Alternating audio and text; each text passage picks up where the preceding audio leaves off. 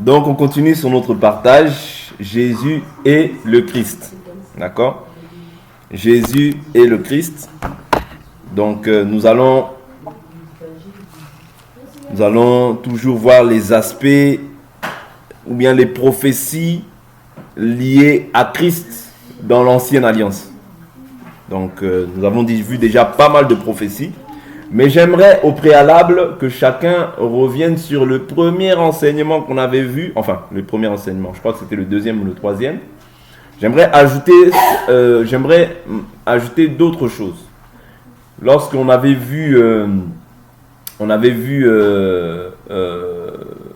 la manière dont Dieu s'était révélé à Israël. Je veux juste vous rajouter une écriture, ça peut toujours vous aider, ok, dans votre carquois, c'est toujours aussi important. Donc Josué chapitre 6, j'avais dit, je ne sais pas si vous vous souvenez, que l'Éternel s'était révélé comme Melchisédek, comme le quatrième homme dans le feu, comme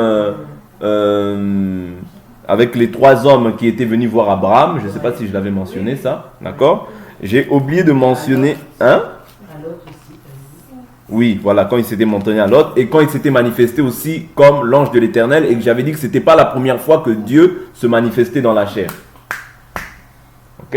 C'était pas la première fois que Dieu se manifestait dans la chair. Donc, je vais prendre juste une autre écriture, une dernière écriture que j'ai oublié de mentionner. Donc, veuillez, ça peut aussi vous aider. Josué chapitre 5. Josué chapitre 5, verset 13. Josué chapitre 5.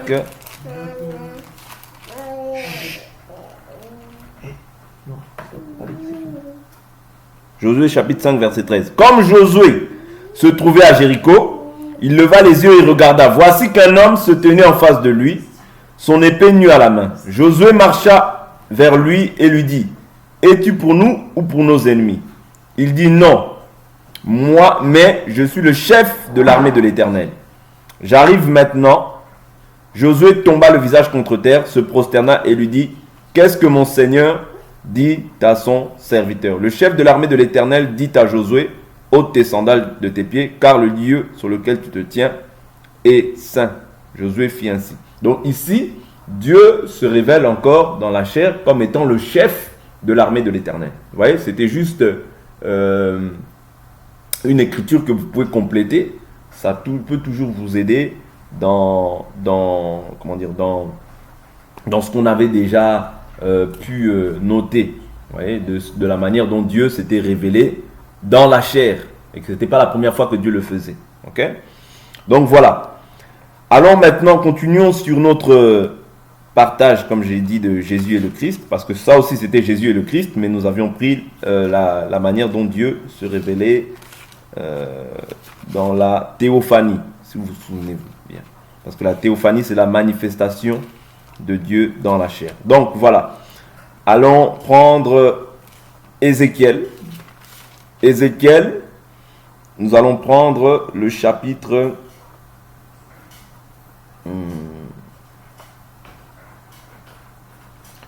Ézéchiel, nous allons prendre le chapitre 38. Ézéchiel 38. Prenons d'abord le chapitre 37. Prenons d'abord le chapitre 37, on ira au chapitre 38. Je prends chapitre 37, allons rapidement au verset 21. Tu leur diras, ainsi parle le Seigneur l'Éternel. Me voici, je prends les Israélites d'entre les nations. Où ils sont allés, je les rassemblerai de toutes parts et je les ferai revenir sur leur territoire. Je ferai d'eux une seule nation dans le pays, dans les montagnes d'Israël. Ils auront tous un même roi, ils ne formeront plus 2 nations et ne seront plus divisés en 2 royaumes. Vous vous souvenez, dans 1 Roi chapitre 12, comment Israël a été divisé. Vous voyez, il y avait le royaume de Juda, vous voyez, le royaume de Juda qui était gouverné par les descendants de David. Vous voyez, lorsqu'il y a eu le schisme, vous voyez, la séparation. Donc il y avait les 12 tribus. Les 12 tribus ont été divisées en 2. C'est-à-dire les 2 tribus, Juda et les 10 autres tribus, formaient, en fait tout ça, les 12 tribus formaient le royaume d'Israël. Mais après il y a eu le schisme, ce qu'on appelle le schisme, bon, il y a eu division, et il y a eu 2 tribus dans lesquelles il y avait Dieu d'ailleurs, et les 10 autres tribus, ils étaient séparés. Donc Dieu dit là qu'il allait les rassembler. Si vous regardez dans le livre de 1 Roi 12, vous allez voir ça. Donc ici, Dieu dit qu'il va les rassembler, et au verset 23, il dit « Ils ne se souilleront plus par leurs idoles, par leurs abominations, et par tous leurs crimes. Je les sauverai de tous les lieux qu'ils ont habités et où ils ont péché. Je les purifierai, ils seront mon peuple, je serai leur Dieu. » Vous voyez, Dieu dit qu'il les prendrait de toutes les nations. Parce que Israël, lorsqu'il y a eu les déportations par Nebuchadnezzar, par plusieurs rois, en fait, Israël était éparpillé partout. Vous voyez, ils étaient éparpillés partout. Donc Dieu dit que maintenant, il les rassemblera. Ok, il les rassemblera et il fera d'eux un seul peuple. Mon serviteur, verset 24, mon serviteur David sera leur roi et ils auront tous un seul berger. Ils suivront mes ordonnances, ils observeront mes prescriptions et les mettront en pratique. Ils habiteront le pays que j'ai donné à mon serviteur Jacob et qu'ont habité vos pères. Ils y habiteront, eux et leurs fils à perpétuité. Et mon serviteur David sera leur prince pour toujours. Je conclurai avec eux une alliance de paix et il y aura une alliance éternelle avec eux. Et je les établirai, je les multiplierai et j'établirai mon sanctuaire au milieu d'eux pour toujours. Quand on parle du sanctuaire, on parle du temple. Vous voyez? Parce que le sanctuaire, c'est le temple. Vous voyez? Il dit, mon sanctuaire sera toujours au milieu d'eux pour toujours. Vous voyez? Or, l'Écriture nous dit quoi? Que Dieu est au milieu de nous. Vous voyez? Ça, c'est l'Écriture dans la Nouvelle Alliance qui nous dit ça. Parce qu'il dit, mon serviteur David. Quand il parle ici de David, ce n'est pas David le roi, non. Quand il parle d'ici de David, il fait une allusion à Christ. Vous voyez? Parce que la Bible nous parle de David sera leur prince pour toujours. Or, David est immortel. Parce que, pourquoi je dis ça? Quand on regarde le livre de Actes des Apôtres, parce que je veux toujours prouver l'écriture qui a été déclarée par rapport à ce qui se dit, par rapport à ce qui a été dit de Jésus. Quand on prend Actes des Apôtres, chapitre 2, vous verrez que il y a des prophéties où on parle de David, vous voyez, mais en réalité qui font allusion à Christ. Je prends l'écriture pour prouver ça. Je ne veux pas simplement parler, mais je préfère que l'écriture parle. C'est beaucoup mieux. Actes des Apôtres, chapitre 2, je prends à partir du verset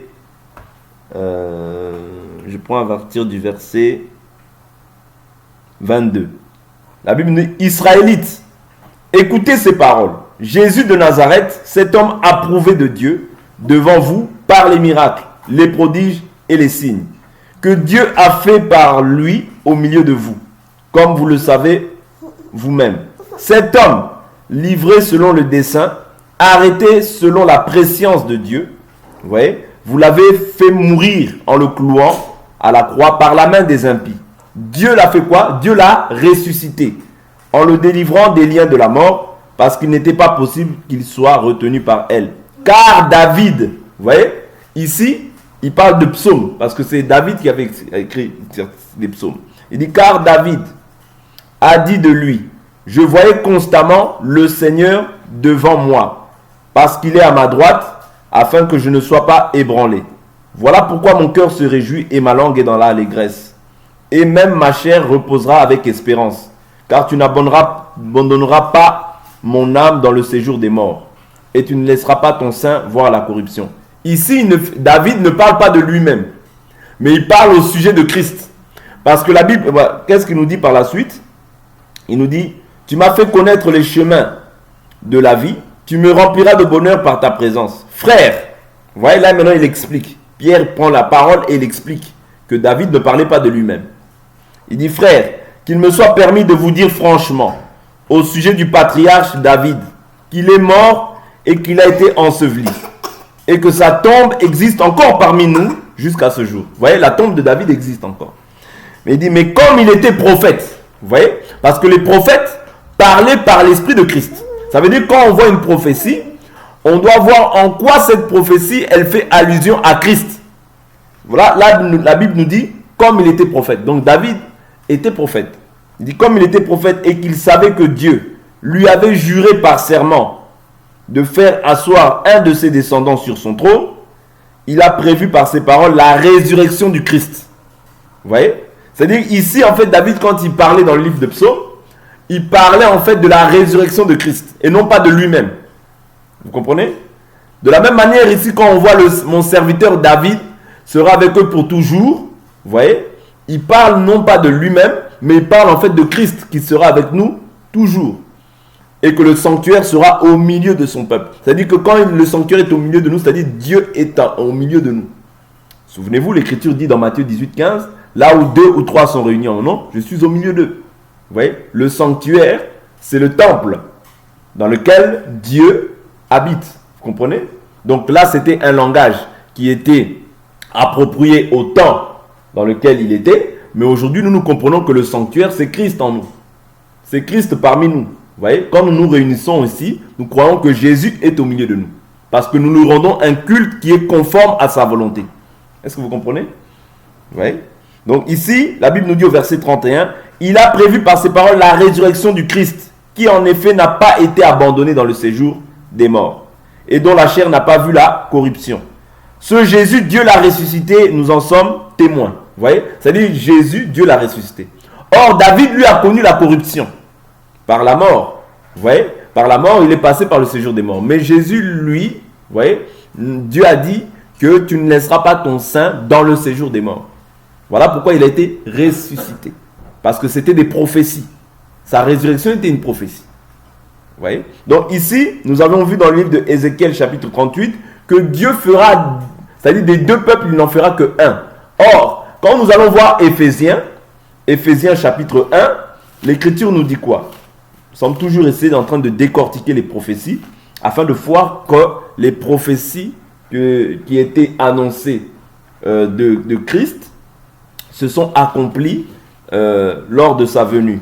Et la prophétie que nous avions vue hier par rapport au fait que l'Esprit allait être répandu sur toute chair a été aussi accomplie au temps de l'Église dans Actes chapitre 2. Ça, c'est ce que nous avions vu hier par la grâce du Seigneur.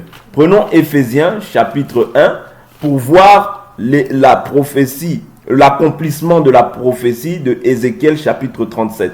Prenons Éphésiens chapitre 1, chapitre 2, veuillez m'excuser. Chapitre 2, je prends le verset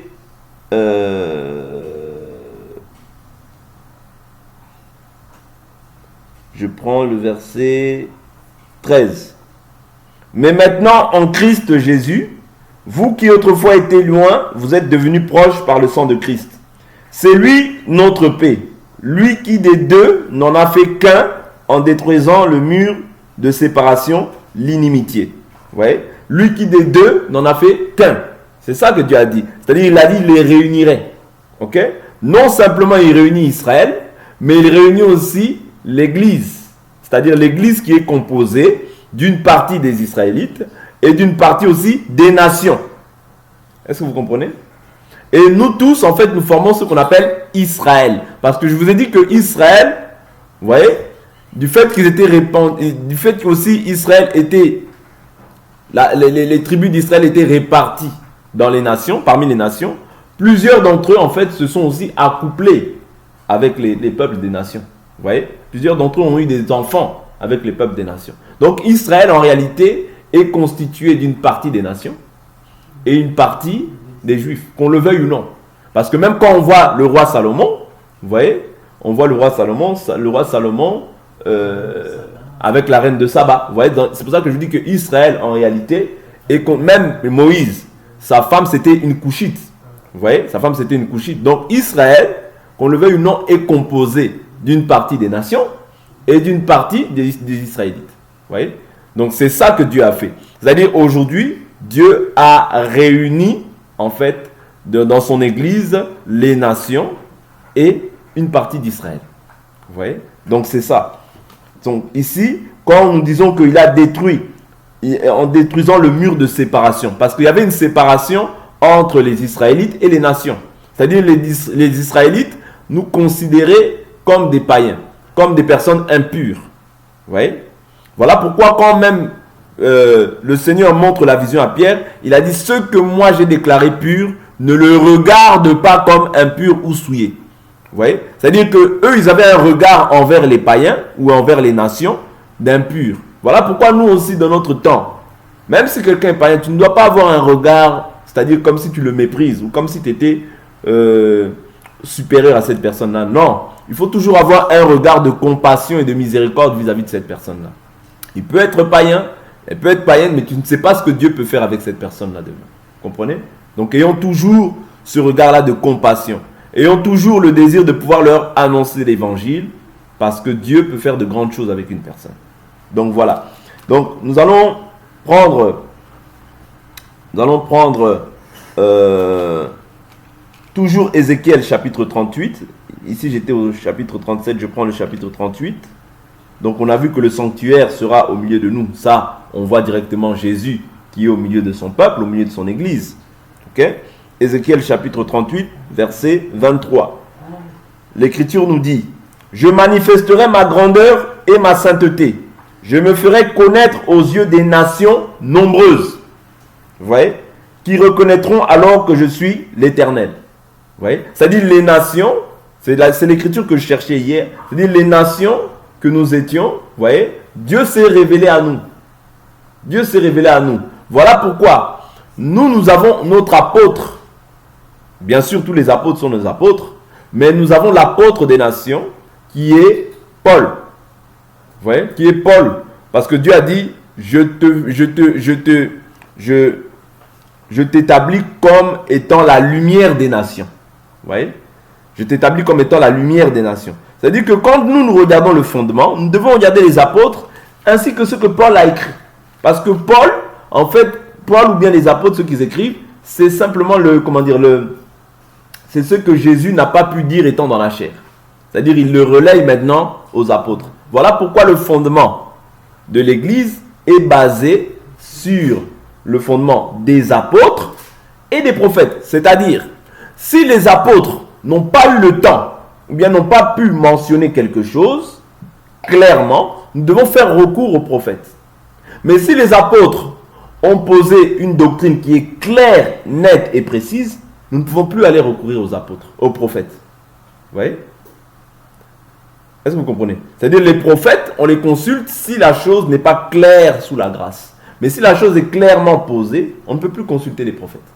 Parce que les apôtres, c'est-à-dire Jésus relaye son message par les apôtres. Voilà pourquoi il dit: quand le Saint-Esprit viendra, il vous conduira dans toute la vérité. En réalité, la vérité là qui a été posée, c'est le fondement des apôtres. Vous voyez? Le fondement des apôtres, c'est ça.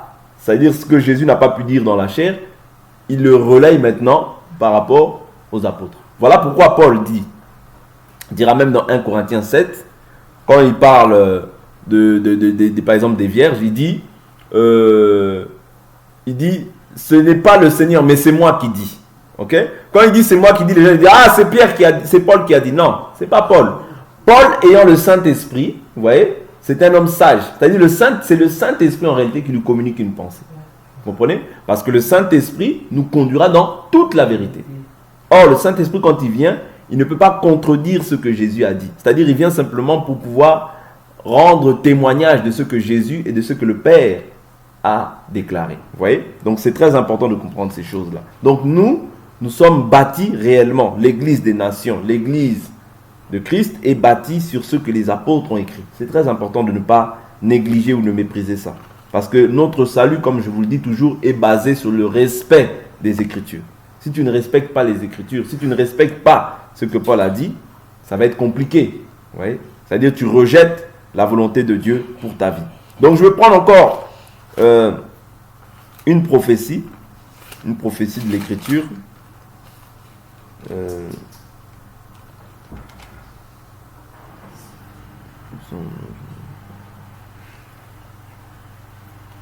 vais prendre encore une autre prophétie de l'Écriture. Ça va nous aider.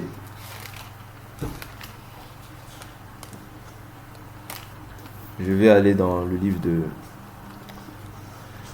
de Ésaïe. Ésaïe, de toute manière là, comme je dis, on est quasiment sur la fin. Ésaïe, je prends le chapitre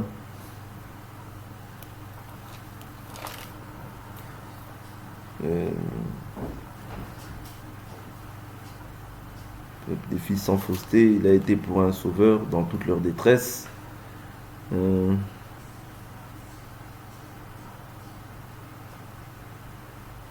D'autres fois, et de Moïse, ou celui qui les fait monter par la mer avec les bergers de son troupeau, ou celui qui mettait. Je prends Ésaïe chapitre 60. Non, je vais prendre Ésaïe chapitre 62. Ésaïe 62, ça va vraiment être un passage qui va nous permettre de comprendre. Prenons Ésaïe 54 et on va basculer après sur Ésaïe 62. Prenons Ésaïe 54, verset 5. Ésaïe 54, verset 5. Car celui qui t'a faite est ton époux, l'Éternel des armées est son nom, et ton Rédempteur est le Saint d'Israël. Il se nomme Dieu de toute la terre. Vous voyez, je reprends. Ésaïe 54, verset 5. Car celui qui t'a faite ou qui t'a créé est ton époux, l'Éternel des armées. Hier ou avant-hier, je vous avais dit que Dieu, dans sa position de Père, il est créateur. Malachie chapitre 2, verset 10. Je ne sais pas si vous vous souvenez. Malachie chapitre 2, verset 10. Dieu, dans sa position de Père, il est créateur. Ici, il est écrit quoi? Ésaïe 54, verset 5. Car celui qui t'a faite est ton époux, l'Éternel des armées est son nom, et ton Rédempteur est le Saint d'Israël. C'est-à-dire, il est ton époux, 1, il est l'Éternel des armées, 2, il est aussi ton Rédempteur. Le Rédempteur, ça veut dire quoi? C'est celui qui te rachète. C'est ça un Rédempteur. C'est celui qui te rachète. Et le Saint d'Israël. Est-ce que vous comprenez? C'est-à-dire, ces 4 attributs-là sont attribués à ce qu'on appelle là Dieu. Est-ce que vous comprenez? Donc maintenant, allons voir aussi ça. Allons rapidement toujours dans Ésaïe, chapitre, laissons un doigt dans ces 54, Ésaïe 62. C'est très important ce verset. Ésaïe 62, je prends le verset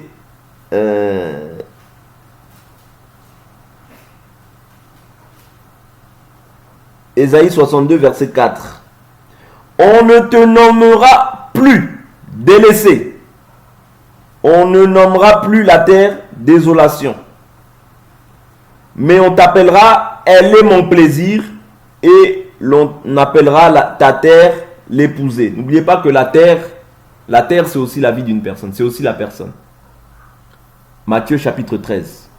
Vous voyez, c'était des terres. Jésus avait parlé des terres. Quand on parle des terres, on peut le prendre aussi comme étant un individu.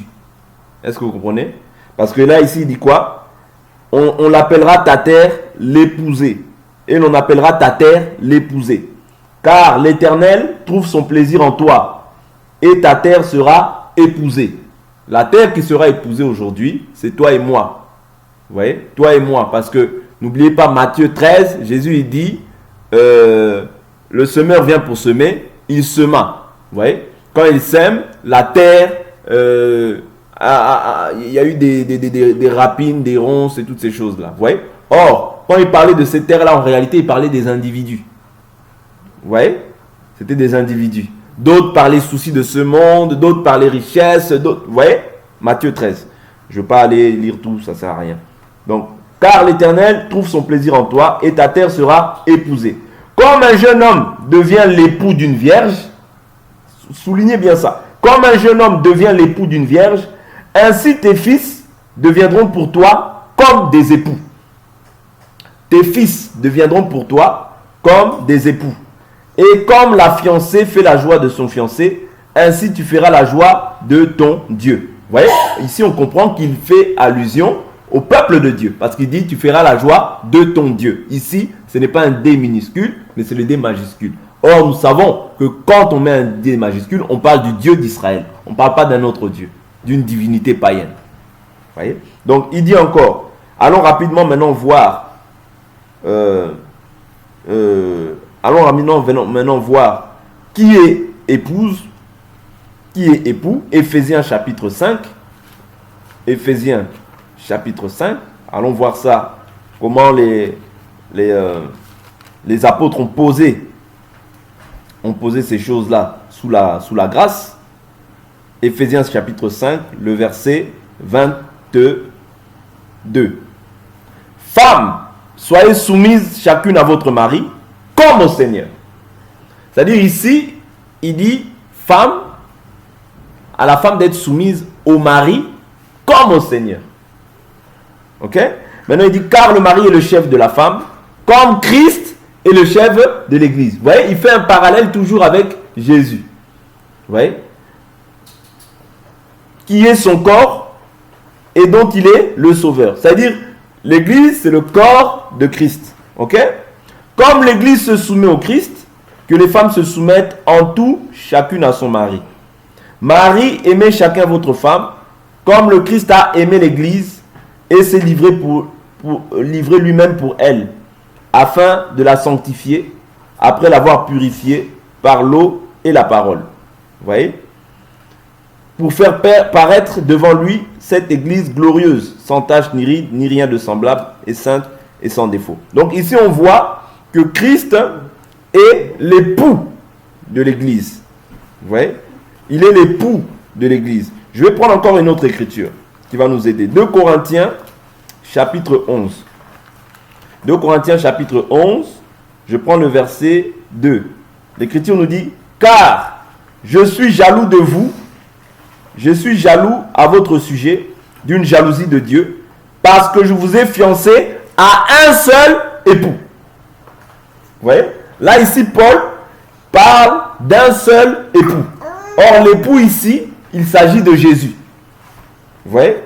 Il dit, car je suis jaloux à votre sujet, d'une jalousie de Dieu, parce que je vous ai fiancé, vous voyez, à un seul époux, pour vous présenter au Christ. Vous voyez, le rôle du ministre de la parole, c'est de présenter, vous voyez, de présenter les personnes au Christ. Comment? Comme une vierge pure. Vous voyez? C'est ça le rôle du ministre. Présenter les personnes au Christ comme une vierge pure. Vous voyez? Parce que par la parole, en réalité, plus on écoute cette parole, plus cette parole nous met en nous les sentiments d'en haut. Les désirs d'aller à la rencontre de notre époux.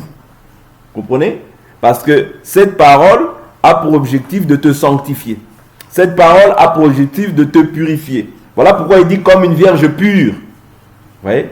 Or, tu ne peux pas être pur sans cette parole. Parce que cette parole, Jésus a dit, sanctifie-les par la vérité. Ta parole est la vérité. Vous voyez? Donc, non seulement être vierge, mais être pur. Et la pureté, c'est d'abord la conscience. C'est d'abord la pureté intérieure et la pureté aussi extérieure. Donc, ici, on comprend que notre époux, c'est Christ. Allons rapidement dans l'Apocalypse. Apocalypse, toujours voir cet époux. Voir l'époux.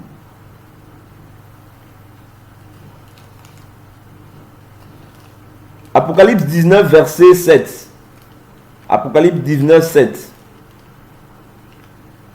19, 7, je prends l'écriture. Réjouissons-nous, soyons dans l'allégresse et donnons-lui gloire. Car les noces de l'agneau sont venues et son épouse s'est préparée. Vous voyez? Son épouse s'est préparée. L'épouse ici, c'est l'église. Vous voyez? L'épouse, c'est l'église. Ok? Donc, quand on voit ici, celui qui t'a fait est ton époux, on comprend que c'est Christ qui est notre époux. Vous voyez? On comprend que c'est Christ qui est notre époux. Et c'est lui aussi qui est l'Éternel des armées. Vous voyez? Il n'y a pas de Dieu. Parce qu'il dit, celui qui t'a fait est ton époux. L'Éternel des armées est son nom. Vous voyez? L'Éternel des armées est son nom.